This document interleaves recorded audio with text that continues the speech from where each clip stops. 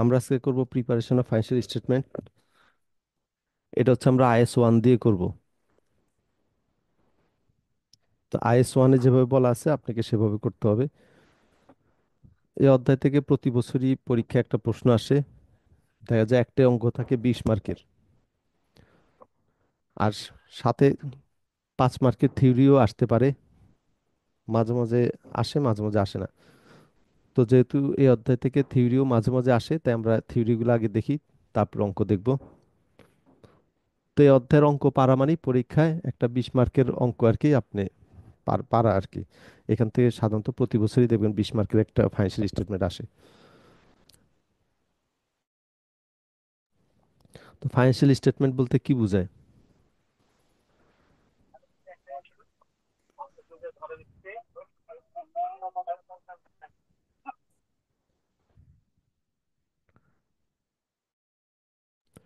Financial statements are reports issued by companies in order to convey information about their financial health and recent results. এতটি হচ্ছে main definition.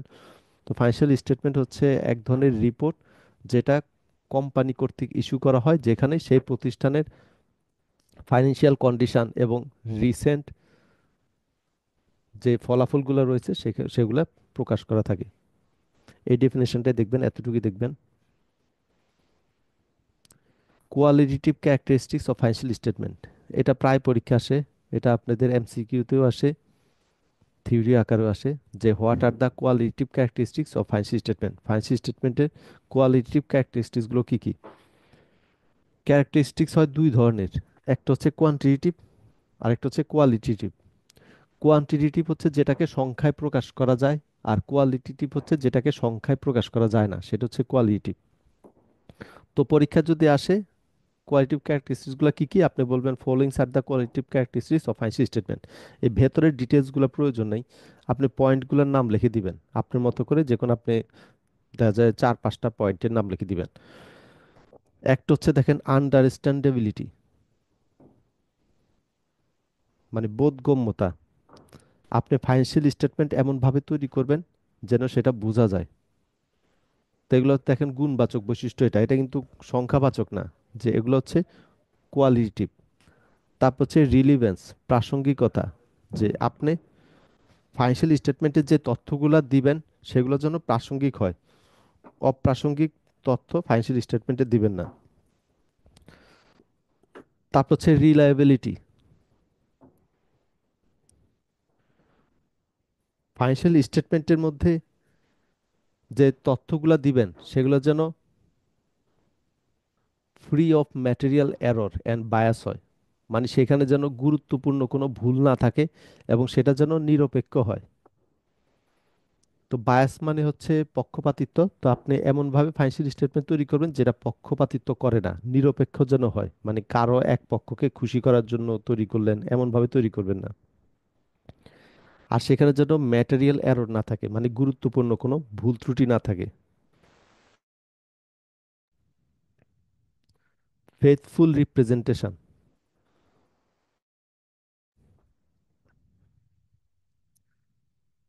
Financial স্টেটমেন্টে যে তথ্যগুলো দিবেন সেগুলোর জন্য আপনি যেই উদ্দেশ্যে ফাইন্যান্সিয়াল স্টেটমেন্ট তৈরি করছেন সেই উদ্দেশ্যগুলো যেন প্রকাশ করে। দেখেন financial statement must represent the purpose it wants to serve. যে ফাইন্যান্সিয়াল স্টেটমেন্ট সেই তথ্যগুলা সেখানে আপনি উল্লেখ করবেন যে উদ্দেশ্যে আপনি এটা তৈরি করছেন। তো আপনি সেই তথ্য দ্বারা যেগুলো দিলেন ফাইন্যান্সিয়াল স্টেটমেন্টে সেই উদ্দেশ্যটা যেন পূরণ হয়, ফুলফিল হয়। তারপর হচ্ছে কম্পেয়ারেবিলিটি, তুলনার যোগ্যতা। আপনি ফাইন্যান্সিয়াল স্টেটমেন্ট এমন ভাবে তৈরি করবেন যেন এটাকে তুলনা করা যায়। কিভাবে? আপনি ধরেন গত বছর যেভাবে ফাইন্যান্সিয়াল স্টেটমেন্ট তৈরি করলেন যে ফরম্যাটে, এই বছরে একই ফরম্যাটে তৈরি করবেন। কারণ আপনি যদি একই ফরম্যাটে না করেন তাহলে কিন্তু তুলনা করা যাবে না। আপনি গত বছর অ্যাসেটে রাখলেন যেসব আইটেম, এই বছর রাখলেন অ্যাসেটে অন্য ধরনের আইটেম, তাহলে তো আপনি তুলনা করা যাবে না। যেমন ধরেন আপনি গত বছর অ্যাসেটের মধ্যে একটা আইটেম উল্লেখ রাখলেন, ধরেন inventory.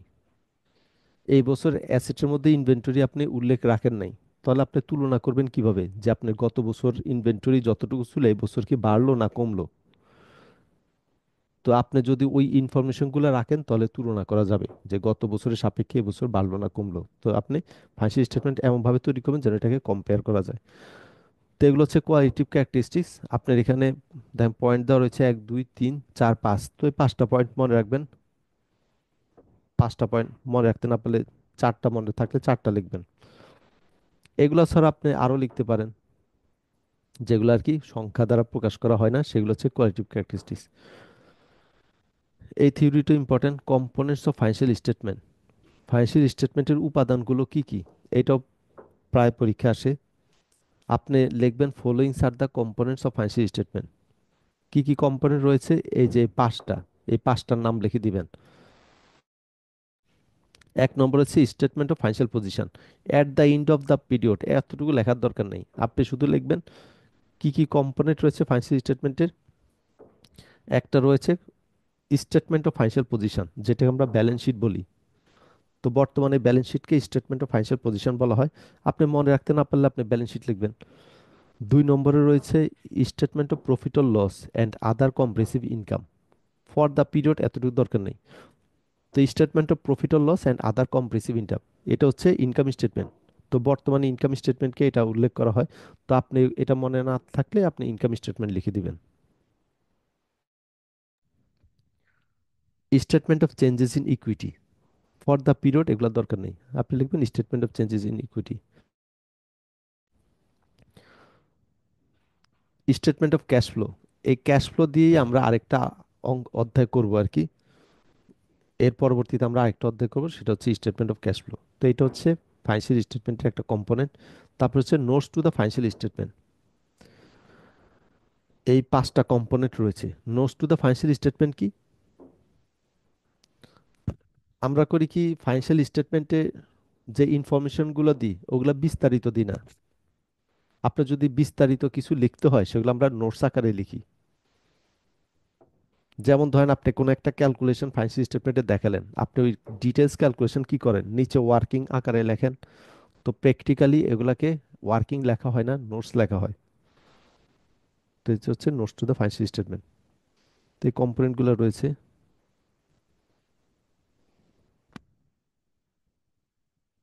Users of financial statement, এই থিওরিটাও প্রায় পরীক্ষা আসে। ফাইন্যান্সিয়াল স্টেটমেন্টের ব্যবহারকারী কারা, কারা ফাইন্যান্সিয়াল স্টেটমেন্ট ব্যবহার করে। একটা রয়েছে ইনভেস্টর। আপনার ভেতরের পয়েন্টগুলো লিখে দিলে হবে, ডিটেলস দরকার নেই। আপনি লিখবেন followings are the users of financial statement, financial স্টেটমেন্টের ব্যবহারই নিচের উল্লেখ করা হলো। একটা হচ্ছে ইনভেস্টর, যারা ইনভেস্ট করে তারা ইনভেস্ট করার আগে ফাইন্যান্সিয়াল স্টেটমেন্টটা আগে দেখে নেয় যে এই কোম্পানির ভবিষ্যৎ কি বা কোম্পানির উন্নতি কতটুকু হচ্ছে। তো সেটার উপর নির্ভর করেই তারা ইনভেস্ট করে। এমপ্লয়, কর্মচারীরাও ফাইন্যান্সিয়াল স্টেটমেন্ট ব্যবহার করে কিভাবে, আপনি এই কোম্পানিতে কি ভবিষ্যতেও চাকরি করতে চান নাকি ভবিষ্যতে চাকরি ছেড়ে অন্য জায়গায় যেতে চান। তো এগুলো কিন্তু ফাইন্যান্সিয়াল স্টেটমেন্টের উপর নির্ভর করে। আপনি যে কোম্পানিতে চাকরি করেন সেই কোম্পানির ফাইন্যান্সিয়াল স্টেটমেন্ট যদি দেখেন আস্তে আস্তে আর্থিক অবস্থা খারাপ হচ্ছে এই প্রতিষ্ঠানে, আপনি তো চিন্তা করবেন তাহলে এই প্রতিষ্ঠানে চাকরি করা যাবে না, অন্য প্রতিষ্ঠানে চলে যেতে হবে। তো কাজে কর্মচারীরাও ফাইন্যান্সিয়াল স্টেটমেন্ট ব্যবহার করে। তারপরে ট্রেড ক্রেডিটর, আপনি কোনো প্রতিষ্ঠানে যদি বাকিতে মালামাল দিতে চান, আপনি কিন্তু আগে ওই প্রতিষ্ঠানের ফাইন্যান্সিয়াল স্টেটমেন্ট দেখবেন যে ওই কোম্পানির আর্থিক অবস্থা কেমন। যদি দেখেন আর্থিক অবস্থা খারাপ, ওই প্রতিষ্ঠানে তো বাকিতে কোনো মালামাল সাপ্লাই দিবেন না। তো কাজেই ট্রেড ক্রেডিটররাও ফাইন্যান্সিয়াল স্টেটমেন্ট ব্যবহার করে। তারপরে সাপ্লায়ার, যারা বিভিন্ন পণ্য সাপ্লাই দেয় বিভিন্ন প্রতিষ্ঠানে, তারাও ওই প্রতিষ্ঠানের ফাইন্যান্সিয়াল স্টেটমেন্ট ব্যবহার করে। তারপরে ম্যানেজমেন্ট, প্রতিষ্ঠানের ম্যানেজমেন্ট ওই প্রতিষ্ঠানের ফাইন্যান্সিয়াল স্টেটমেন্টকে ব্যবহার করে। এগুলো হচ্ছে ইউজার। কারেন্ট অ্যাসেট নন কারেন্ট অ্যাসেট বলতে কি বোঝায়, IS 1 এর মধ্যে এই 4টা ডেফিনেশন দেওয়া রয়েছে। এর মধ্যে যেটা সবচেয়ে বেশি গুরুত্বপূর্ণ সেটি আপনি দিবেন। এই যে সি নাম্বারটা, as per IS 1 an entity shall classify an asset as current। IS 1 অনুযায়ী একটা প্রতিষ্ঠান অ্যাসেটকে কারেন্ট অ্যাসেট হিসেবে বিবেচনা করবে যখন it expects to realise the asset within 12 months after the reporting period. Reporting period থেকে 12 মাসের মধ্যে যদি সেই অ্যাসেটটাকে ব্যবহার করা হয়, এটাকে বলা হয় কারেন্ট অ্যাসেট। 1 বছর সময়, 1 বছর, 1 বছর আমরা যে অ্যাসেটটা ব্যবহার করব সেটা হচ্ছে কারেন্ট অ্যাসেট। রিপোর্টিং পিরিয়ড মানে আপনার প্রতিষ্ঠানের বছর যদি শেষ হয় 31শে ডিসেম্বর, তো 31শে ডিসেম্বর হচ্ছে আপনার রিপোর্টিং পিরিয়ড, যেই তারিখে আমরা রিপোর্টগুলো তৈরি করি। কোনো একটা প্রতিষ্ঠানের বছর যেদিন শেষ হয় সেদিন তো আমরা রিপোর্ট তৈরি করি, তাই এটাকে বলে রিপোর্টিং পিরিয়ড। যে প্রতিষ্ঠানের বছর শেষ হয় 31শে ডিসেম্বর, তার রিপোর্টিং পিরিয়ড হচ্ছে 31শে ডিসেম্বর। তার মানে আপনার এই 31শে ডিসেম্বর থেকে পরবর্তী 31শে ডিসেম্বর পর্যন্ত এই 1 বছর যে অ্যাসেটগুলো ব্যবহার করবেন সেটা বলে কারেন্ট অ্যাসেট। তারপরে নন current asset, an entity shall classify all other asset as non current. তো এই কারেন্ট অ্যাসেট ছাড়া অন্যান্য যত অ্যাসেট আছে সবগুলোকে বলা হয় নন কারেন্ট অ্যাসেট। তো আপনার নন কারেন্ট অ্যাসেটের ডেফিনেশন এটা এভাবে সুন্দর হয় না, IS 1 এইভাবে ডেফিনেশন দেওয়া আছে। আপনি বলতে পারেন an entity shall classify an asset as non-current when it expects to realize the asset more than 12 months after the reporting period। এভাবে লিখতে পারেন যে রিপোর্টিং পিরিয়ড এর পর থেকে 12 মাস এর বেশি সময় যদি কোনো অ্যাসেট ব্যবহার করা হয় সেটাকে নন কারেন্ট অ্যাসেট বলা হয়। তার মানে আপনি 12 মাস পর্যন্ত যদি কোনো অ্যাসেট ব্যবহার করেন সেটা কারেন্ট অ্যাসেট, 12 মাসের পরবর্তীতেও যদি কোনো অ্যাসেট ব্যবহার করেন সেটা হচ্ছে নন কারেন্ট অ্যাসেট। তারপরে current and non current liability, এই ডেফিনেশনও লাগবে। As per IS 1 an entity shall classify a liability as current when, একটা প্রতিষ্ঠান কোনো একটা লাইবিলিটিকে কারেন্ট লাইবিলিটি হিসেবে বিবেচনা করবে যখন, সি নাম্বারটা দিবেন, the liability is due to be settled within 12 months after the reporting period.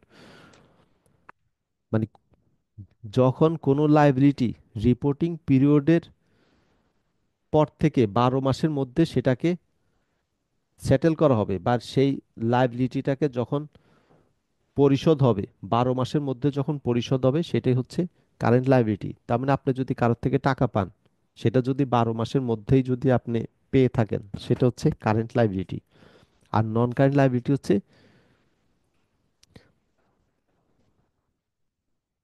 লাইনে থাকেন,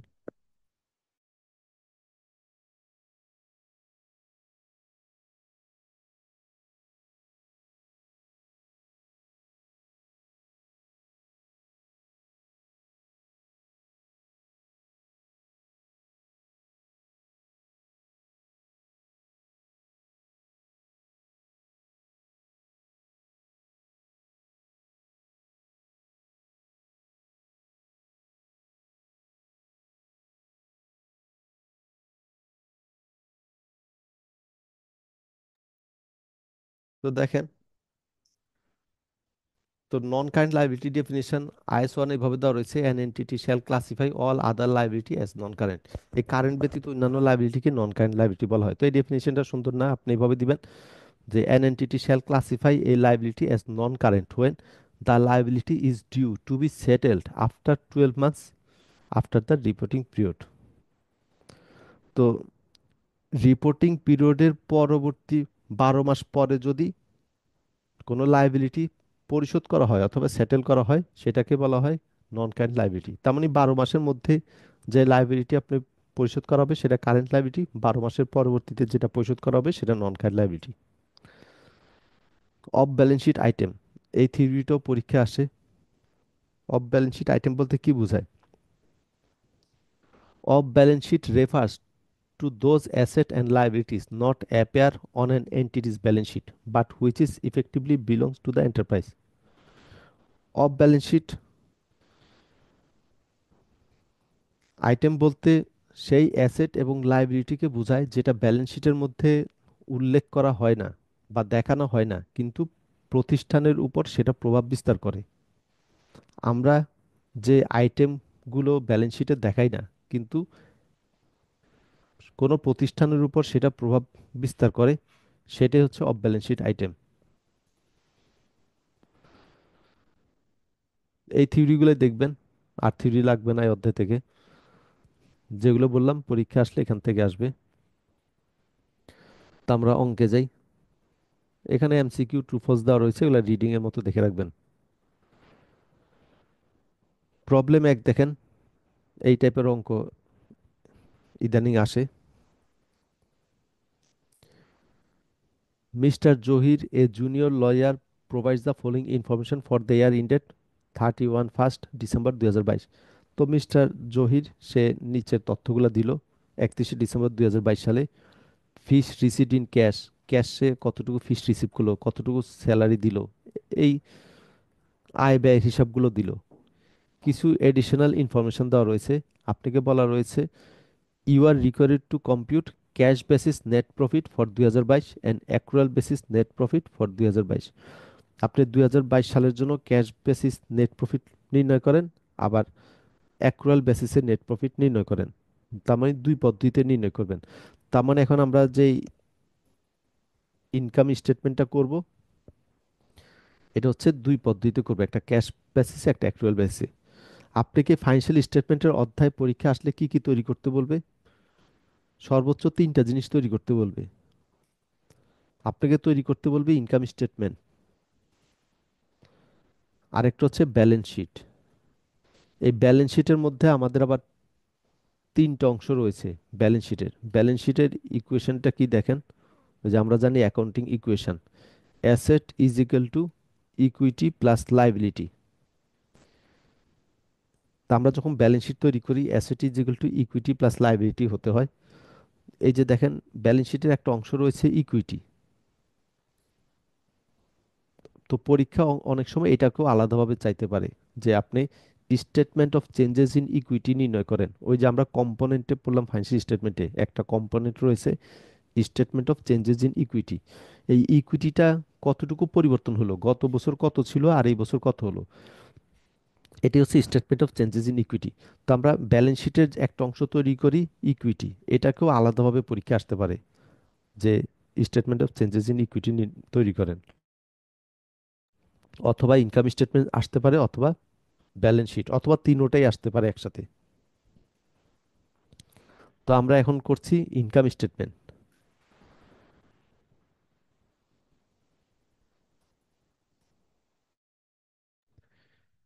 ইনকাম স্টেটমেন্ট আবার দুই প্রকারে তৈরি করা যায়। একটা হচ্ছে সিঙ্গল কলাম ইনকাম স্টেটমেন্ট, আরেকটা হচ্ছে মাল্টিপল কলাম।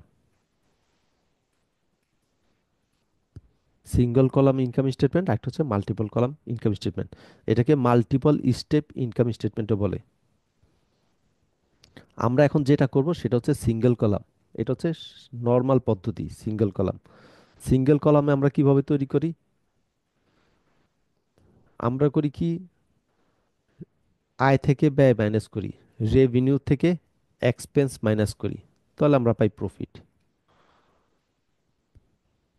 এখান থেকে যদি ট্যাক্স থাকে, ট্যাক্স মাইনাস করি, তাহলে পাই নেট প্রফিট। আর ট্যাক্স না থাকলে প্রফিট হচ্ছে আমাদের অ্যান্সার। এটা হচ্ছে সিঙ্গেল কলাম বা নর্মাল পদ্ধতি। তো আমরা এই অঙ্কটা সিঙ্গেল পদ্ধতিতে করলাম, নর্মাল পদ্ধতি। সিঙ্গেল কলামে দেখেন আমরা রেভিনিউ থেকে এক্সপেন্সগুলোকে বাদ দিলাম, তাহলে পেলাম প্রফিট। আপনি কখন বুঝবেন যে এটাকে মাল্টিপল স্টেপে করবেন নাকি সিঙ্গেল কলামে করবেন? আপনাকে এই প্রশ্নে দেখেন তেমন কোনো ইনফরমেশন দেওয়া নেই, নর্মাল ইনফরমেশনগুলো দেওয়া রয়েছে, তো সেই ক্ষেত্রে আপনি নর্মাল পদ্ধতিতে করবেন। আর প্রশ্নে যদি দেখেন ডিটেলস ইনফরমেশন দেওয়া রয়েছে, সেটাকে আপনি মাল্টিপল স্টেপ করবেন। মাল্টিপলটা হচ্ছে একটা ডিটেলস ইনকাম স্টেটমেন্ট। আবার অনেক সময় যদি দেখেন আপনাকে অনেক কিছু তৈরি করতে বললো, ধরেন আপনাকে দিল 15 মার্ক বা 20 মার্ক, আপনাকে income statement, balance sheet, statement of changes in equity, মানে এই 20 মার্কের মধ্যে অনেক কিছু তৈরি করতে বললো, তখন আপনি যদি এত ডিটেলস তৈরি করেন তত সময় পাবেন না। সেক্ষেত্রে আপনি করবেন কি, নর্মাল পদ্ধতিতে করে দিবেন। তো এই অঙ্কটা যেহেতু দেখেন তেমন কোনো ইনফরমেশন দেওয়া নেই, তাই আমরা এটা নর্মাল পদ্ধতিতে করলাম সিঙ্গেল কলামে। আর আপনি মাল্টিপল কলামে কিভাবে তৈরি করবেন, যখন আমরা মাল্টিপল স্টেপে করি তখন আপনি এইভাবে করবেন। রেভিনিউ থেকে মাইনাস করবেন কস্ট অফ গুডস সোল্ড, তাহলে পাবেন গ্রস প্রফিট। এখান থেকে আমরা মাইনাস করব অপারেটিং এক্সপেন্স, তাহলে আমরা পাবো অপারেটিং প্রফিট। তো এখান থেকে আমরা মাইনাস করব আদার রেভিনিউ অ্যান্ড এক্সপেন্স। এই প্রথম যে রেভিনিউ, এখানে বসে সেলস রেভিনিউ অথবা সার্ভিস রেভিনিউ। আপনি যদি বিক্রয় করে থাকেন, বিক্রয়ের ফলে যে রেভিনিউ করলেন সেটা, অথবা আপনি যদি কোনো সেবা দিয়ে থাকেন যেমন মেডিকেল, তারা তো বিক্রি করে না, তারা সেবা দেয়, সেই রেভিনিউগুলো বসে। এছাড়াও তো অন্যান্য রেভিনিউ থাকতে পারে। ধরেন আপনি কোনো এফডিআর করা আছে, সেখানে ইন্টারেস্ট পান, এইসবও তো রেভিনিউ থাকতে পারে। তো এখানে আদার রেভিনিউ এক্সপেন্সে ওগুলা বসে। তাহলে আমরা পাই প্রফিট বিফোর ট্যাক্স, যেটাকে ইবিটি বলে, আর্নিংস বিফোর ট্যাক্স। এখান থেকে ট্যাক্স মাইনাস করি, তাহলে পাই নেট প্রফিট। এটা হচ্ছে multiple step income statement. Details ফর্মটা হচ্ছে এরকম। তো আমরা পরবর্তীতে যখন ডিটেলস ফরম্যাটে করব তখন দেখবেন এই ফরম্যাটে করব। তো এখন ক্যাশ বেসিস আর অ্যাকচুয়াল বেসিস ইনকাম স্টেটমেন্টের পার্থক্যটা কি? আপনারা এতদিন যে ইনকাম স্টেটমেন্ট তৈরি করে এসেছেন সেটা হচ্ছে অ্যাকচুয়াল বেসিস। পরীক্ষার প্রশ্নে যদি আপনাকে নির্দিষ্ট কোনো পদ্ধতি না বলে, তাহলে আপনি অ্যাকচুয়াল বেসিসে করবেন। কারণ সাধারণত ইনকাম স্টেটমেন্ট এগুলো তৈরি করা হয় অ্যাকচুয়াল বেসিসে। তো তার মানে আপনি এতদিন যে ইনকাম স্টেটমেন্ট করলেন এগুলো অ্যাকচুয়াল বেসিস। প্রশ্ন যদি আপনাকে যদি এখানে প্রশ্নে বলতো নেট প্রফিট নির্ণয় করেন, কোনো পদ্ধতি উল্লেখ না করতো, আমরা অ্যাকচুয়াল বেসিসে করতাম। তো এখন যেহেতু ক্যাশ বেসিস অ্যাকচুয়াল বেসিস দুইটাই বলা আছে, আমরা দুই পদ্ধতিতে করব। ক্যাশ বেসিসের ক্ষেত্রে নিয়ম হচ্ছে আপনি শুধু ক্যাশ হিসাবগুলো আনবেন, আর অ্যাকচুয়াল বেসিসের ক্ষেত্রে ক্যাশ প্লাস অ্যাকচুয়াল দুই হিসাবই আসে। ধরেন আপনি 20,000 টাকার মালামাল বাকিতে বিক্রি করলেন, 20,000 টাকা মালামাল, এর মধ্যে আপনি 5,000 টাকা ক্যাশে পেয়ে গেলেন। দেখেন আপনি টোটাল বিক্রি করলেন 20,000 টাকার মালামাল, এর মধ্যে 5,000 টাকা ক্যাশ টাকা পেলেন, আর 15,000 টাকা এখনো পাওয়া বাকি রয়েছে। তার মানে ক্যাশ বেসিসের ক্ষেত্রে আসবে এই 5,000 টাকা, শুধু ক্যাশের হিসাবটা আসবে, ওই 15,000 টাকা অঙ্কে আসবে না, যেহেতু এই টাকাটা এখনো পান নাই। আর অ্যাকচুয়াল বেসিসের ক্ষেত্রে আসবে 20,000 টাকা, কারণ অ্যাকচুয়াল বেসিসের ক্ষেত্রে ক্যাশ প্লাস অ্যাকচুয়াল দুইটাই আসে। আপনি যে টাকাটা পেয়েছেন সেটাও আসে, যেটা এখনো পান নাই সেটাও আসবে। তার মানে টোটালটা আসে অ্যাকচুয়ালি।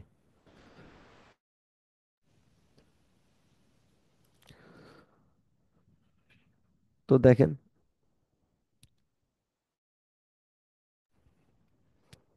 তো এই অধ্যায় অঙ্কগুলো ভালো করে দেখবেন, কারণ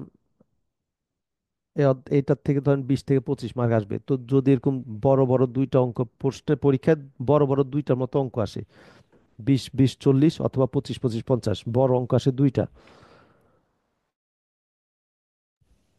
তো এরকম বড় বড় দুইটা অঙ্ক যদি হয় তাহলে তো আপনার পাস মার্ক ইজিলি হয়ে চলে আসে, ইজিলি আপনি 40-এর মতো পেয়ে যাচ্ছেন। তো কাজেই অঙ্কগুলো ভালো করে দেখবেন। আরেকটা আসে ক্যাশ ফ্লো থেকে, এর পরবর্তী অধ্যায়ে যেটা করব। তো সাধারণত ক্যাশ ফ্লো থেকে 20 25 মার্কে একটা অঙ্ক আসে, আর ফাইন্যান্সিয়াল স্টেটমেন্ট থেকে 20 25-এ একটা অঙ্ক আসে। তো এই দুইটা অধ্যায় পারলে কিন্তু আপনার পাস মার্ক ইজিলি চলে আসতেছে। তো দেখেন আমরা এখন প্রফিট বের করব ক্যাশ বেসিসে। তো আমরা আগে রেভিনিউ বসাই। এখানে দেওয়া রয়েছে ফিস রিসিভড ইন ক্যাশ। ক্যাশ টাকা রিসিভ করলেন কত, ফিস 60,000 টাকা। তো আমরা বসালাম ফিস রিসিভ 60,000 টাকা। এটা হচ্ছে রেভিনিউ, এখান থেকে এক্সপেন্স বাদ দিব। ক্যাশ বেসিসে এক্সপেন্স কি কি রয়েছে দেখেন। স্যালারি পে করলেন, এখানে কিন্তু বলে নাই এটা কি ক্যাশ টাকা দিয়ে পে করলেন নাকি করে নাই। তো বলেই দিয়ে দেওয়া আছে যে আপনি পেড করলেন, স্যালারি প্রদান করে দিলেন। তো আমরা বসালাম স্যালারি এক্সপেন্স 8,000 টাকা। মোট কথা সব এক্সপেন্স বসায় দিবেন যা যা আছে। রেন্ট, অফিসের ভাড়া, ভাড়া দিলেন, তো ভাড়া তো যেহেতু দিয়ে দিলেন, ক্যাশ টাকা দিয়ে দিলেন। নিউজ পেপারের টাকা দিয়ে দিলেন, কনভেজ খরচ দিয়ে দিলেন, মেম্বারশিপ ফি, আদার এক্সপেন্স, এই সবগুলো খরচ দিয়ে দিলেন। তো আমরা বসালাম, যোগ করলে টোটাল এক্সপেন্স হয় 37,600। রেভিনিউ থেকে এক্সপেন্স বাদ দিলাম, আমরা পেলাম নেট প্রফিট। তো প্রশ্নে বলা আছে নেট প্রফিট নির্ণয় করেন।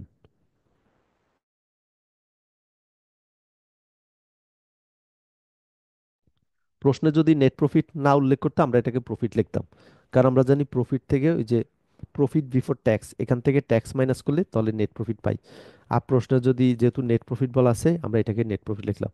তো প্রশ্নের কোনো ট্যাক্সের কথা উল্লেখ না থাকলে আমরা সাধারণত প্রফিটটাকে তখন নেট প্রফিটই লিখি, আর ট্যাক্সের কথা উল্লেখ থাকলে আমরা ট্যাক্সটাকে মাইনাস করে নেট প্রফিট বের করি।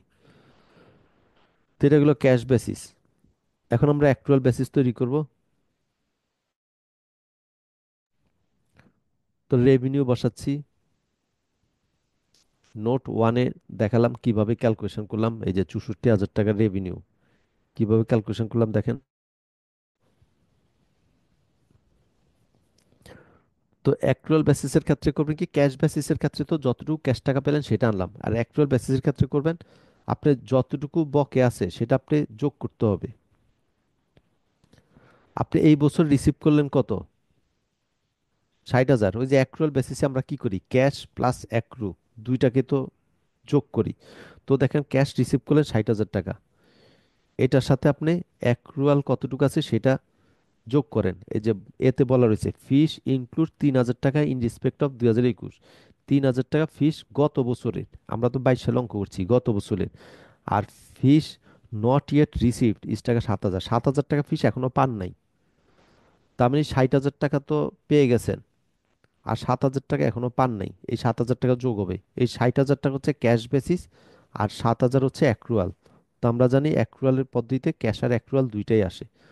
তো দেখেন তার মানে টোটাল হচ্ছে কত, 67,000। এর মধ্যে 3,000 টাকা হচ্ছে গত বছরের, এই গত বছরের টাকা আপনি মাইনাস করে দিতে হবে অ্যাক্রুয়াল বেসিসে যখন করবেন।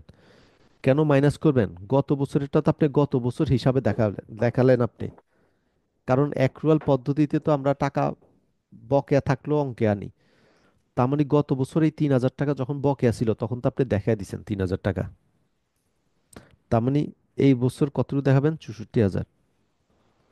আপনি মনে রাখবেন অ্যাক্রুয়াল পদ্ধতিতে আমরা করি কি, গত বছরের যেটা সেটাকে মাইনাস করে সরাই দিই, কারণ আপনি এই বছরের হিসাব আনতেছেন, আপনি অঙ্ক করতেছেন 22 সালে, 22 সালের হিসাব আনবেন। তো এই 3,000 টাকা ছিল গত বছরের, এই গত বছরে তো আপনি সেটা দেখাই দিয়েছেন 21 সালের ফাইন্যান্সিয়াল স্টেটমেন্টে, তাই এখন এটা দেখাবেন না। তাই দেখেন আমরা 64,000 টাকা দেখালাম রেভিনিউ। তো আপনি মনে রাখবেন গত বছরেরটাকে বাদ দিতে হয়, কারণ কি গত বছরটা গত বছরই দেখানো হয়ে গেছে, এখন যদি আবার দেখান এটা দুইবার দেখানো হবে। তো এখন এক্সপেন্স মাইনাস করেন।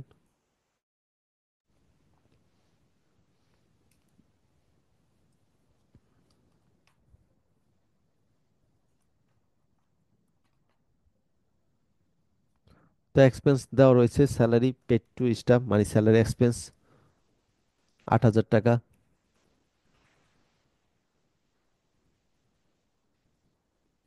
তো আপনি আবার দেখবেন এই রিলেটেড এডিশনাল ইনফরমেশনে কিছু বলা রয়েছে কিনা, বলা থাকলে সেগুলোকে আপনি অ্যাডজাস্ট করে নিতে হবে, আর বলা না থাকলে ওই টাকাটাই সরাসরি বসায় দিবেন। তো দেখেন এডিশনাল ইনফরমেশনে স্যালারি সম্পর্কে কিছু বলা নাই, তার মানে আর কোনো অ্যাডজাস্টমেন্ট নেই, এই সরাসরি 8,000 টাকাটাই বসাবেন। তার মানে এতটুকুই স্যালারি দিলেন। এডিশনাল ইনফরমেশনে থাকলে সেটা আমরা অ্যাডজাস্ট করব, না থাকলে অ্যাডজাস্ট করবো না। যেমন ফিস, এডিশনাল ইনফরমেশনে দেওয়া ছিল ফিস, ওটা আমরা অ্যাডজাস্ট করে নিলাম। আর স্যালারি কিছু দেওয়া নেই এডিশনাল ইনফরমেশন, তাই সরাসরি 8,000 টাকা বসাবেন। এই যে বসায় দিলাম।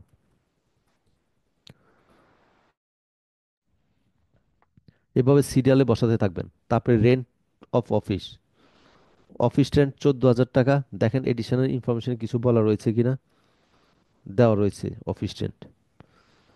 অফিস রেন্ট ইনক্লুডস 4,000 টাকা for previous year and rent of 2,000 not yet paid. এই বছর তো দিলেন 14,000 টাকা, তো এটা তো হচ্ছে ক্যাশ। তো আমরা তো জানি ক্যাশ আর অ্যাকচুয়াল দুইটাই যোগ হয় অ্যাকচুয়াল বেসিসে। 14,000 টাকা, আর বকে আছে কত, 2,000 টাকা। তা আমি টোটাল হচ্ছে 16,000 টাকা। ক্যাশ আর অ্যাকচুয়াল টোটাল হলো 16,000, এর মধ্যে 4,000 টাকা হচ্ছে গত বছরের। তো গত বছরেরটা তো গত বছরই দেখা দিলেন। তো আমরা তো ওই যে প্রিভিয়াস ইয়ারের গুলাকে বাদ দিয়ে দিই, কারণ আপনি গত বছরেরটা গত বছরে দেখা দিলেন, তো 4,000 টাকা মাইনাস করেন। তার মানে আর থাকবে 12,000, এটি আসবে অ্যাকচুয়াল বেসিসে। এই যে 12,000 আসলো, নোট টুতে ক্যালকুলেশন করে দেখানো রয়েছে।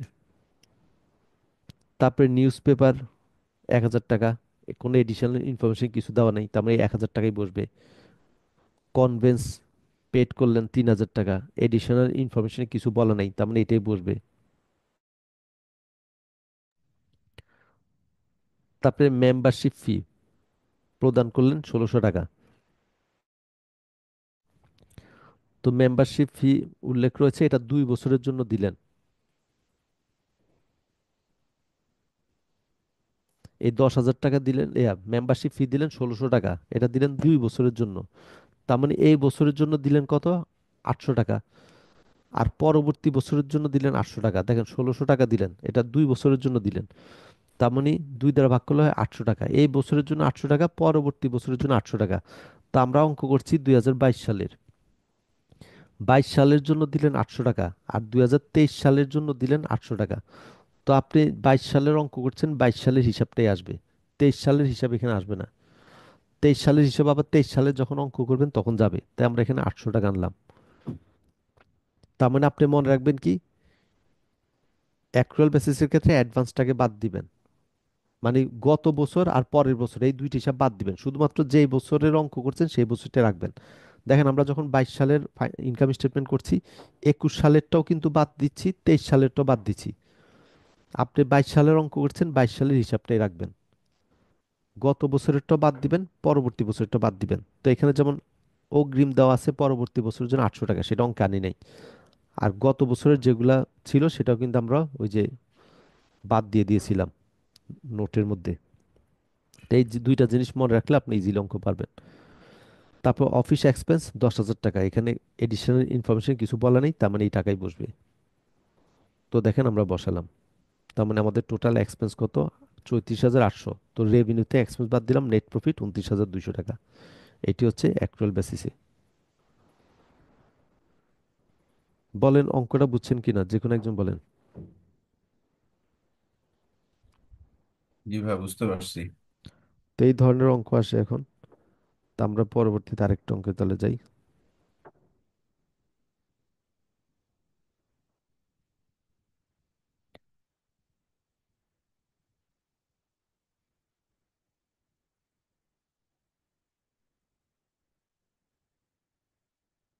3 নম্বরটা দেখেন, এই টাইপেরও আসে।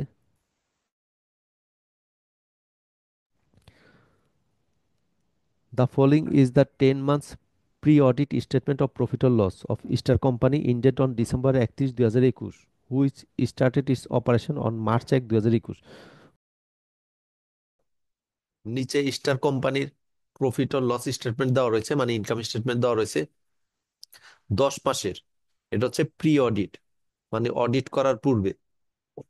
তার মানে অডিট করার পূর্বে মানে এখানে কিছু ভুল ত্রুটি থাকতে পারে, যেহেতু এখন অডিট হয় নাই। আর এটা 10 মাসের কিভাবে, কারণ তারা ব্যবসা শুরুই করলো মার্চ মাসের 1 তারিখ থেকে। তো আপনি 31শে ডিসেম্বর পর্যন্ত এখানে ফাইন্যান্সিয়াল স্টেটমেন্ট দেওয়া রয়েছে। তো মার্চের 1 তারিখ থেকে ডিসেম্বর 31 তারিখ পর্যন্ত 10 মাস হয়। তো দেখেন, এই হচ্ছে ইনকাম স্টেটমেন্ট দেওয়া রয়েছে, আর নিচে কিছু এডিশনাল ইনফরমেশন দেওয়া রয়েছে। আপনাকে বলা রয়েছে prepare a corrected statement of profit or loss. তার মানে এখানে যে ইনকাম স্টেটমেন্ট দেওয়া রয়েছে এখানে কিছু ত্রুটি থাকতে পারে। তো আপনি সঠিক ইনকাম স্টেটমেন্ট তৈরি করেন। তো আমরা তৈরি করি সঠিক ইনকাম স্টেটমেন্ট। এটা ডিটেলস ফর্মে দেওয়া রয়েছে, ওই যে মাল্টিপল স্টেপ ফরম্যাটে। দেখেন, সেলস রেভিনিউ থেকে cost of goods sold minus করা, তারপরে গ্রস প্রফিট, এখান থেকে আবার অপারেটিং এক্সপেন্স মাইনাস করা। তো এটা মাল্টিপল স্টেপ ফরম্যাটে দেওয়া রয়েছে, আমরা এই ফরম্যাটে করব। আপনাকে প্রশ্নে কোনো ফরম্যাট দেওয়া থাকলে সেই ফরম্যাটেই অঙ্ক করবেন। তো রেভিনিউ দেওয়া রয়েছে 49,70,000। তো এখন আপনি দেখবেন ওই রিলেটেড এখানে কিছু এডিশনাল ইনফরমেশন কিছু বলা রয়েছে কিনা। আপনি দুইটা কাজ করতে পারেন। প্রথম হচ্ছে সবগুলো আপনি এডিশনাল ইনফরমেশন একবার পড়বেন, পরে যদি মনে রাখতে পারেন ভালো, যে কোনটা কোনটা সম্পর্কে বলা আছে, তো আপনি ওইটা ওইটা টাকা বসানোর সময় এডিশনাল ইনফরমেশন সাথে অ্যাডজাস্ট করে নেবেন। অথবা আপনি করতে পারেন কি, কারণ সাধারণত পরীক্ষা দেখা যাবে আপনাকে অতিরিক্ত এডিশনাল ইনফরমেশন 8-10টা দেওয়া থাকতে পারে। এতগুলো একবার পড়ে তো আপনি মনে রাখা সম্ভব না। আপনি যখন যেটা টাকা বসাবেন সেটা আবার এডিশনাল ইনফরমেশন চেক করে নেবেন। যেমন এখানে সেলস রেভিনিউ দেওয়া রয়েছে, তো দেখেন এডিশনাল ইনফরমেশনে সেলস রেভিনিউ সম্পর্কে কিছু বলা রয়েছে কিনা। তো দেখেন বিতে বলা রয়েছে যে সেলস রিটার্ন অ্যান্ড অ্যালাউন্স টাকা 27,500 ওয়াজ নট রেকর্ডেড।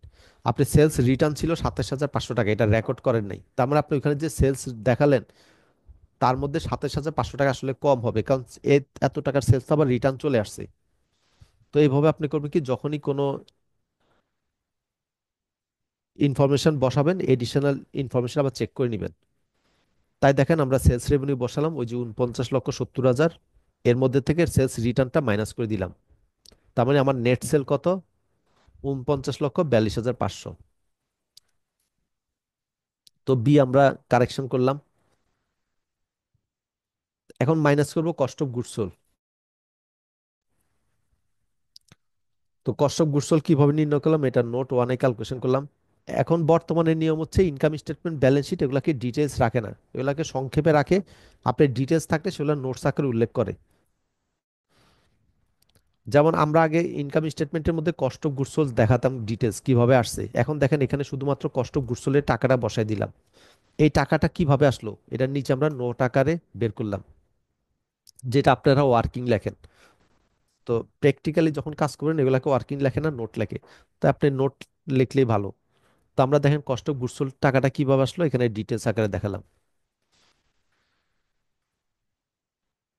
নিয়মটা কি, বিগিনিং ইনভেন্টরির সাথে আমরা করি কি কস্ট অফ গুডস ম্যানুফ্যাকচার যোগ করি, তো এখান থেকে এন্ডিং ইনভেন্টরি মাইনাস করি,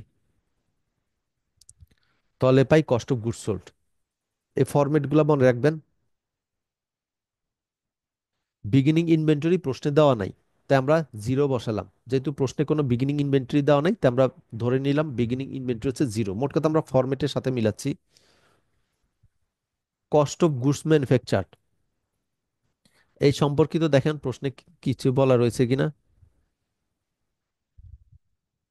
কমপ্লিটেড ইউনিট, আপনি ম্যানুফ্যাকচার করলেন 50,000 ইউনিট, এর জন্য খরচ হলো 40,10,000 টাকা, তার মানে এটা হচ্ছে কস্ট অফ গুডস ম্যানুফ্যাকচার। আপনি কস্ট অফ গুডস ম্যানুফ্যাকচার কি, তৈরি করতে কতটুকু খরচ হলো।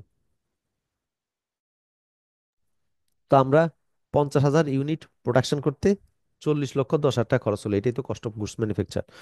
এখন এতে বলা রয়েছে ফ্যাক্টরি ডেপ্রিসিয়েশন অফ টাকা 1,12,000 ওয়াজ ইনক্লুডেড ইন অ্যাডমিনিস্ট্রেটিভ এক্সপেন্স। আপনি ফ্যাক্টরি রিলেটেড ডেপ্রিসিয়েশন ছিল 1,12,000 টাকা, এটা অ্যাডমিনিস্ট্রেটিভ এক্সপেন্সের মধ্যে অন্তর্ভুক্ত করা হয়েছে। আরেকটু আগে আমরা ফরম্যাটের মধ্যে দেখেছিলাম গ্রস প্রফিট থেকে আমরা অপারেটিং এক্সপেন্স মাইনাস করলে পাই অপারেটিং প্রফিট। এই অপারেটিং এক্সপেন্সকে দুই ভাগে ভাগ করা যায়, একটা হচ্ছে অ্যাডমিনিস্ট্রেটিভ এক্সপেন্স, আরেকটা হচ্ছে selling and distribution expense. Operating এক্সপেন্সকে দুই ভাগে ভাগ করা যায়, একটা অ্যাডমিনিস্ট্রেটিভ এক্সপেন্স, একটা সেলিং অ্যান্ড ডিস্ট্রিবিউশন এক্সপেন্স।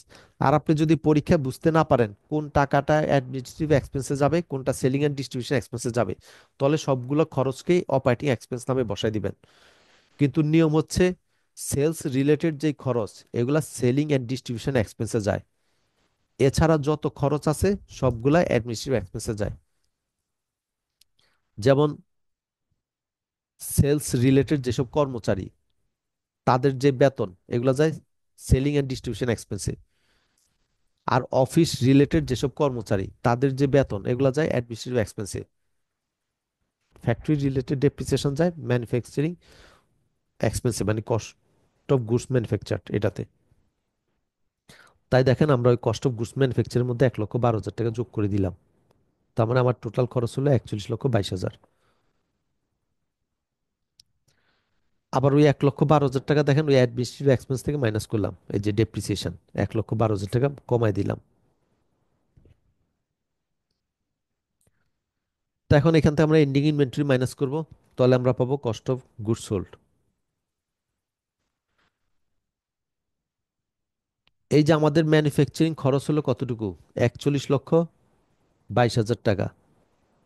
এটা কতটুকু প্রোডাকশনের জন্য খরচ হলো, 50,000 ইউনিট, ওই যে প্রশ্ন বলা আছে 50,000 ইউনিট প্রোডাকশন করলেন, তার মানে 50,000 ইউনিট দ্বারা ভাগ করলে আমরা 1 ইউনিটের ম্যানুফ্যাকচারিং কস্ট পাবো।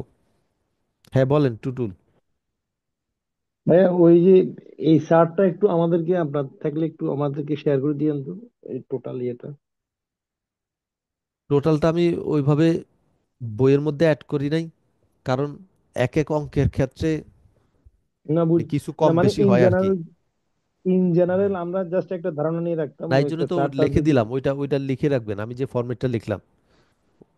যারা যে যে লেখার নাই, ওই যে রেকর্ড থেকে দেখে দেখে আবার লিখে দিবেন। যেমন যেটা বললাম, ওই যে আপনার সেলস রেভিনিউ, মানে রেভিনিউ থেকে মাইনাস করবেন কস্ট অফ গুডস সোল্ড, তাহলে পাবেন গ্রস প্রফিট। এখান থেকে মাইনাস করবেন অপারেটিং এক্সপেন্স, তাহলে পাবেন অপারেটিং প্রফিট। এই অপারেটিং এক্সপেন্সকে আপনি আবার দুই ভাগে ভাগ করতে পারেন, একটা হচ্ছে অ্যাডমিনিস্ট্রেটিভ এক্সপেন্স, আর একটা হচ্ছে সেলিং অ্যান্ড ডিস্ট্রিবিউশন এক্সপেন্স।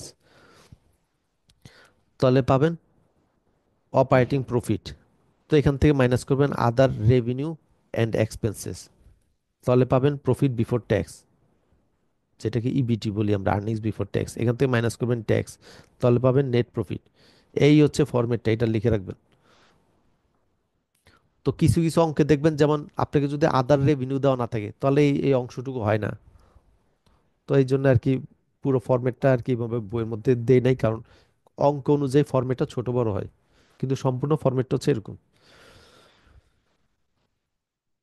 তো এখন আপনি এন্ডিং ইনভেন্টরি পাবেন, দেখেন আমরা তো ম্যানুফ্যাকচারিং খরচ হলো 41,22,000 টাকা, প্রোডাকশন করলাম 50,000 ইউনিট। তো 50,000 দ্বারা ভাগ করলাম, তার মানে 1 ইউনিটের ম্যানুফ্যাকচারিং খরচ পেলাম। আপনার হাতে রয়েছে কতটুকু? আপনার হাতে রয়েছে 10,000 ইউনিট, এটাই তো এন্ডিং ইনভেন্টরি। এই যে প্রশ্নে দেওয়া রয়েছে এন্ডিং ইনভেন্টরি হচ্ছে 10,000 ইউনিট। তো 10,000 ইউনিট দ্বারা গুণ করেন, গুণ করলে আমরা পাই এন্ডিং ইনভেন্টরি 8,24,400 টাকা। এইভাবে নির্ণয় করলাম। তার মানে আমাদের কস্ট অফ গুডস সোল্ড হচ্ছে 32,97,600 টাকা। তো এটা আমরা বসালাম কস্ট অফ গুডস সোল্ড। তো এখন নেট সেল থেকে cost of goods sold minus করে পেলাম গ্রস প্রফিট। এখন এখান থেকে অপারেটিং এক্সপেন্স মাইনাস করবো। দেখেন ওই যে দুই ভাগে ভাগ করে নিলাম, administrative expense, selling and distribution expense. এখানে দুই ভাগে ভাগ করলাম কেন? প্রশ্নের মধ্যে ভাগ করে দেওয়া রয়েছে। প্রশ্নে কোনো ফরম্যাট দেওয়া থাকলে সেই ফরম্যাটে অঙ্ক করবেন। এখানে দেখেন দুইটা দেওয়া রয়েছে, অ্যাডমিনিস্ট্রেটিভ এক্সপেন্স আর সেলিং এন্ড ডিস্ট্রিবিউশন এক্সপেন্স। আর এইভাবে ভাগ করে দেওয়া না থাকলে প্রশ্নে আপনি সবগুলা খরচকে অপারেটিং এক্সপেন্স হিসেবে দেখা দিলে হইতো। তো এখন অ্যাডমিনিস্ট্রেটিভ এক্সপেন্স দেওয়া রয়েছে, অফিসার স্যালারি 3,21,000 টাকা। আপনি দেখবেন তখন এডিশনাল ইনফরমেশন কিছু বলা রয়েছে কিনা, কিছু বলা নাই। বলা না থাকলে এই টাকাটাই বসায় দিবেন। তো বসায় দিলাম, ওই যে আমরা এখানে নোটে ক্যালকুলেশন করে দেখালাম কিভাবে অ্যাডমিনিস্ট্রেটিভ এক্সপেন্স 4,11,000 টাকা কিভাবে আসলো, আমরা নোটে টুতে ক্যালকুলেশন করে দেখালাম। তো দেখেন অফিসার স্যালারি আমরা 3,21,000 টাকা দেখালাম। তারপরে ডেপ্রিসিয়েশন এক্সপেন্স দেওয়া রয়েছে 1,69,000। ওই যে অ্যাডমিনিস্ট্রেটিভ এক্সপেন্সের মধ্যে তো 1,12,000 টাকা বেশি অন্তর্ভুক্ত করা আছে, সেটা মাইনাস করে সরাই দিতে হবে। তো সরাই দিলাম 57,000 টাকা।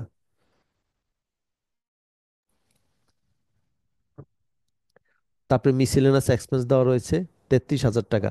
এখানে এডিশনাল ইনফরমেশন কিছু বলা নেই, তার মানে এই টাকাটাই বসবে। তো আমরা এই টাকাটাই বসালাম।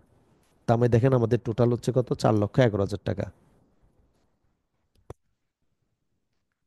তো এটাই বসলো। আবার selling and distribution expense, selling expense দেওয়া রয়েছে 6,00,000 টাকা।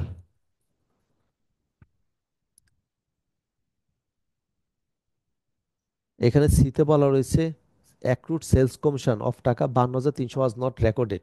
52,300 টাকার সেলস কমিশন রয়েছে যেটা রেকর্ড করা হয় নাই, মানে এই সেলিং এক্সপেন্সের মধ্যে অন্তর্ভুক্ত হয় নাই। তো আমি বলেছি সেলস রিলেটেড খরচগুলো তো সেলিং এক্সপেন্সে যায়। তো আপনি সেলস কমিশন রয়েছে 52,300 টাকা, তো সেটা তো সেলস রিলেটেড খরচ, যেহেতু সেলস কমিশন। তো এটা এখানে যোগ করব। তো যোগ করে দিলাম।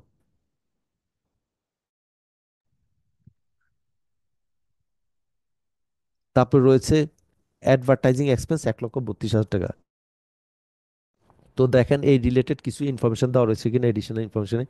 ডিতে বলা রয়েছে অ্যাডভার্টাইজিং এক্সপেন্স অফ টাকা 1,32,000 paid on March 1, 2021 was for newspaper ads appearing each month for the next 12 month.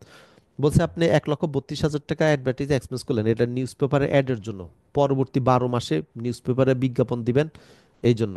তো এটা কবে দিলেন? মার্চের 1 তারিখে। তো মার্চের 1 তারিখ থেকে আমরা অঙ্ক করছি ডিসেম্বর 31, আমি 10 মাস। আপনি এই টাকাটা দিলেন 12 মাসের জন্য, আমরা অঙ্ক করছি 10 মাসের। তো ওই যে আমরা অ্যাডভান্স গুলা তো আর আনি না। আরেকটু আগে যে অঙ্কটা করলাম, অগ্রিম আছে 2 মাস, ওই অগ্রিম 2 মাসের টাকাটা এখানে আসবে না, ওই 2 মাসের টাকা পরবর্তী বছরে যখন করবেন তখন আসবে। যেই বছরের হিসাব সেই বছরের ফাইন্যান্সিয়াল স্টেটমেন্টে আসবে। তো এই জন্য আমরা 2 মাসেরটা বাদ দিব। এই জন্য অ্যাডভার্টাইজিং এক্সপেন্স 1,32,000-কে 12 দ্বারা ভাগ করলাম, 10 দ্বারা গুণ করলাম, মানে 12 দ্বারা ভাগ করে 1 মাসের খরচ পেলাম, 10 দ্বারা গুণ করে 10 মাসের খরচ। তো এই জন্য দেখেন আমরা 10 মাসের খরচ আনলাম, যেহেতু আমরা অঙ্ক করছি 10 মাসের। তো আমি টোটাল হচ্ছে 7,62,300। তো এটা বসালাম, তাহলে আমরা পেলাম টোটাল অপারেটিং এক্সপেন্স 11,73,300। তো এখন গ্রস প্রফিট থেকে এটা মাইনাস করে পেলাম প্রফিট বিফোর ট্যাক্স। তো প্রশ্নে দেওয়া রয়েছে income tax was charged at a rate of 40%। তো ইনকাম ট্যাক্সের রেট হচ্ছে 40%। তার মানে প্রফিট বিফোর ট্যাক্স এটাকে 40% দ্বারা গুণ করেন, তাহলে পাবেন ট্যাক্স। তো 4,71,600 পূরণ 40% ইজিক্যাল টু 1,88,640। তো দেখেন আমরা ট্যাক্স বসালাম, তার মানে মাইনাস করে পেলাম নেট প্রফিট অথবা প্রফিট আফটার ট্যাক্স, অথবা এটাকে লেখা হয় প্রফিট ফর দ্য পিরিয়ড। বর্তমানে নেট প্রফিটকে প্রফিট ফর দ্য পিরিয়ডও লেখা হয়, তাহলে বুঝবেন এটা net profit for the year অথবা ফর দ্য পিরিয়ড। তো এটা হচ্ছে নেট প্রফিট। তো এই হচ্ছে অঙ্কটা। যে দুইটা অঙ্ক করলাম দুইটা ইম্পর্টেন্ট।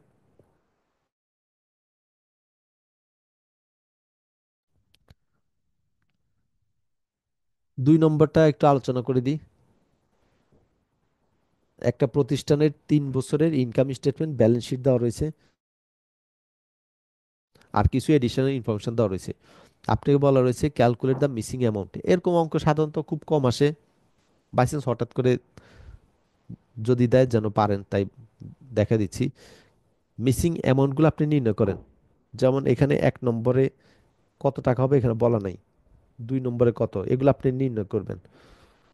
তো এগুলো যখন ইনকাম স্টেটমেন্ট ব্যালেন্স শিট পারবেন ইজিলি পারার কথা। যেমন দেখেন এখানে সেলস রেভিনিউ দেওয়া রয়েছে 2022 সালে 53,000 টাকা, আর গ্রস প্রফিট দেওয়া রয়েছে 38,300 টাকা। কস্ট অফ গুডস সোল্ড দেওয়া নাই। তো আমরা জানি সেলস রেভিনিউ থেকে যদি cost of goods sold minus করি তাহলে পাই গ্রস প্রফিট। তার মানে ইকুয়েশনটা কি দেখেন,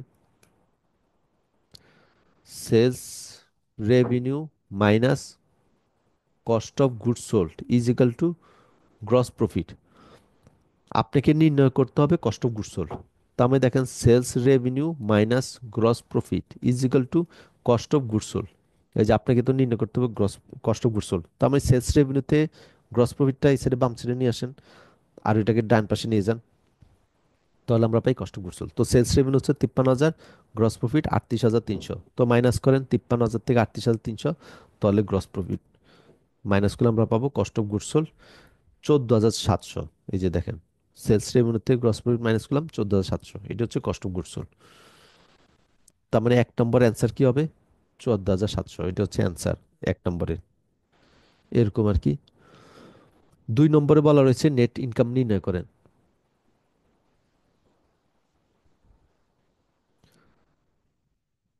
তো নেট ইনকাম নির্ণয় করেন, তো আমরা ওই যে ফরম্যাটটা কি জানি, গ্রস প্রফিট থেকে অপারেটিং এক্সপেন্স মাইনাস করি, তাহলে আমরা পাই প্রফিট। তো যদি প্রশ্নে ট্যাক্স দেওয়া থাকে তো আমরা প্রফিট বিফোর ট্যাক্স, ট্যাক্স থেকে ট্যাক্স মাইনাস করে নেট প্রফিট পাই। আর প্রশ্নে যদি ট্যাক্স দেওয়া না থাকে তাহলে প্রফিট বিফোর ট্যাক্স এটাকে আমরা নেট প্রফিট বলি, যেহেতু ট্যাক্স প্রশ্নে দেওয়া নাই। তো আপনাকে নেট প্রফিট নির্ণয় করতে বললো, তার মানে হবে কি এই গ্রস প্রফিট থেকে অপারেটিং এক্সপেন্স বাদ দেন, তাহলেই পাবেন নেট প্রফিট বা নেট ইনকাম। তো এখানে দেওয়া রয়েছে গ্রস প্রফিট 38,300 আর অপারেটিং এক্সপেন্স 35,900, মাইনাস করলেই পাবো নেট ইনকাম। তো এভাবে দেখে রাখেন। স্যার, আমার একটা বলেন, কোশ্চেন আছে স্যার। বলেন। যে 2 নাম্বার অঙ্কেতে যে ডেপ্রিসিয়েশনটা এখানে ইয়ে করা হয়েছে, কস্ট অফ গুডস সোল্ড থেকে যোগ করে এখানে বাদ দেওয়া হয়েছে। এটা তো ডেপ্রিসিয়েশনটা যদি factory depreciation included in administrative expense, তাহলে অ্যাডমিনিস্ট্রেটিভ এক্সপেন্সটা তো স্যার অপারেটিং যে এক্সপেন্স, ওখানে তো অ্যাডমিনিস্ট্রেটিভ এক্সপেন্স আছে, সিলিং এক্সপেন্স আছে। এখানে এই বিষয়টা হচ্ছে, এই part- এখানটায় স্যার আমার একটু আচ্ছা, না এখানে কষ্ট, হ্যাঁ কষ্ট গুডস সোল্ডে আমরা অন্তর্ভুক্ত করে আনলাম। বিষয়টা হচ্ছে এরকম, ডেপ্রিসিয়েশন তো হচ্ছে দুই ধরনের হয়, একটা হচ্ছে ফ্যাক্টরি রিলেটেড, একটা হচ্ছে অফিস রিলেটেড। আপনারা যারা হেড অফিসে চাকরি করেন, আপনার চাকরিটা হচ্ছে অফিসিয়াল। আর যারা ফ্যাক্টরিতে চাকরি করেন, আপনার হচ্ছে প্রোডাকশন ডিপার্টমেন্টে চাকরি। ফ্যাক্টরিতে প্রোডাকশন হয়, মেশিন টেশিন এগুলো থাকে ফ্যাক্টরিতে, অফিসে কিন্তু মেশিন থাকে না, অফিসে প্রোডাকশন হয় না। এখন আপনি যে অফিসে চাকরি করেন, ওই অফিসেও ফার্নিচার রয়েছে, অফিসে বিল্ডিং রয়েছে, এগুলো তো আস্তে আস্তে ভ্যালু কমতে থাকে, তো এটা হচ্ছে অফিস রিলেটেড ডেপ্রিসিয়েশন। আর আপনি যে ফ্যাক্টরিতে যদি চাকরি করেন, ফ্যাক্টরিরও তো ফার্নিচার রয়েছে, মেশিন রয়েছে, বিল্ডিং রয়েছে, ওগুলোর যে ভ্যালু কমে, এটা হচ্ছে ফ্যাক্টরি রিলেটেড ডেপ্রিসিয়েশন। তো ফ্যাক্টরি রিলেটেড ডেপ্রিসিয়েশনগুলো ম্যানুফ্যাকচারিং কস্টের সাথে যোগ হয়। আমরা যে প্রোডাকশন করি, প্রোডাকশন কস্টের সাথে যোগ হয় ফ্যাক্টরি রিলেটেড ডেপ্রিসিয়েশন। যেহেতু এটা ফ্যাক্টরিতে প্রোডাকশন হয়, ফ্যাক্টরি ডেপ্রিসিয়েশন ফ্যাক্টরি এই ম্যানুফ্যাকচারিং কস্টের সাথে যোগ হয়। আর অফিসে যেহেতু প্রোডাকশন হয় না, তাই অফিসের ডেপ্রিসিয়েশনটা ওই ম্যানুফ্যাকচারিং কস্টের সাথে যোগ হয় না, সেটা অ্যাডমিনিস্ট্রেটিভ এক্সপেন্সের সাথে যোগ হয়। কারণ আমরা জানি সেলস রিলেটেড ছাড়া অন্যান্য খরচগুলো অ্যাডমিনিস্ট্রেটিভ এক্সপেন্সে যায়। তো ডেপ্রিসিয়েশন তো সেলস রিলেটেড কোনো খরচ না, তাই ওটা অ্যাডমিনিস্ট্রেটিভ এক্সপেন্সে যায়। তো এখানে প্রশ্নে বলা হচ্ছে ফ্যাক্টরি ডেপ্রিসিয়েশন হচ্ছে 1,12,000 টাকা, এটা আপনি অ্যাডমিনিস্ট্রেটিভ এক্সপেন্সের মধ্যে নিয়ে নিয়ে অন্তর্ভুক্ত করে দিলেন। তো যেহেতু এটা ফ্যাক্টরি ডেপ্রিসিয়েশন আমরা জানি ম্যানুফ্যাকচারিং কস্টের অন্তর্ভুক্ত হয়, তো এখানে আপনি করছেন কি অ্যাডমিনিস্ট্রেটিভ এক্সপেন্সে অন্তর্ভুক্ত করলেন, তাই এখান থেকে মাইনাস করে ওই ম্যানুফ্যাকচারিং কস্টের মধ্যে নিয়ে আসলাম। এই জন্য দেখেন ওইটা অ্যাডমিনিস্ট্রেটিভ এক্সপেন্সের থেকে সরালাম, ম্যানুফ্যাকচারিং কস্টের মধ্যে নিয়ে আসলাম। এখন কি বুঝতে পারছেন নাকি এখনো বুঝেন নাই বলেন? না স্যার, বুঝতে পারছি স্যার। তো আজকে এগুলাই দেখেন, 1 নম্বর, 2 নম্বর, 3 নম্বর দেখেন, ইম্পর্টেন্ট অঙ্ক। নেক্সট ক্লাসে আমরা আজ 4 নম্বর থেকে দেখব। এই রিলেটেড হোমওয়ার্ক দিই, প্রবলেম 1, 2, 3 দেখবেন, এক্সারসাইজ থেকে দিই। এক্সারসাইজ 1 দেখবেন, এটা সেপ্টেম্বর 22-এ আসছে, তো এটা হচ্ছে ক্যাশ বেসিস আর অ্যাক্রুয়াল বেসিসের অঙ্ক।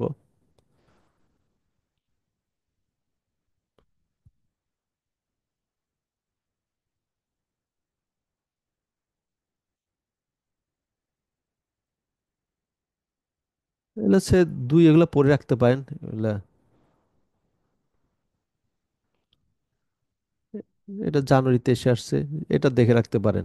এক্সারসাইজ 1, 2 দেখতে পারেন, আর প্রবলেম 1, 2, 3 দেখেন।